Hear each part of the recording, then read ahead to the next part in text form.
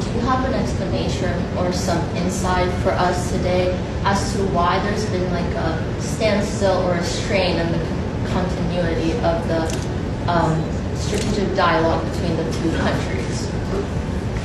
First, it's not that strategic dialogue has been suspended, but the planning for strategic dialogue has been suspended. This is for two main reasons. One is because of rule of law in the north of Kosovo, which turned out to be against illegal Serbian structures.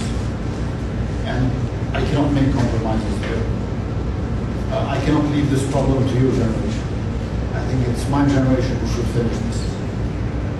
And our relationship with the U.S. is three-dimensional, 3 Ds. It's defense, development, and diplomacy. To be honest, defense is better than ever. You know, we can, in purchasing armament and ammunition in this current administration, is more convenient for us than the previous one. When it comes to development, MCC program has not been suspended. Millennium Challenge Corporation. We are getting $202 million of grant for battery storage for renewables, which is also very good. We would prefer a bit more American investments, but perhaps this will change in the future. Where we're having some obstacles is in diplomacy. Because in my view, US considers very important to take over Serbia from the Eastern Hemisphere, so to speak. Because Serbia is very closely connected with Moscow. And by us being a bit rigid on rule of law, on democracy, on state sovereignty and territorial integrity, some politicians and diplomats in US consider that we are not helpful to US to take over Serbia from the Russian Federation. But to be honest, that shouldn't be my problem. Sorry, being very honest.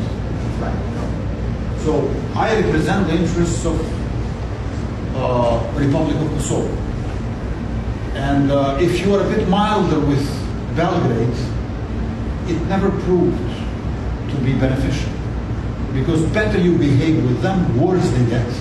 Since autocrats and dictators, if you show some generosity, they think that you're afraid of them rather than you are being generous.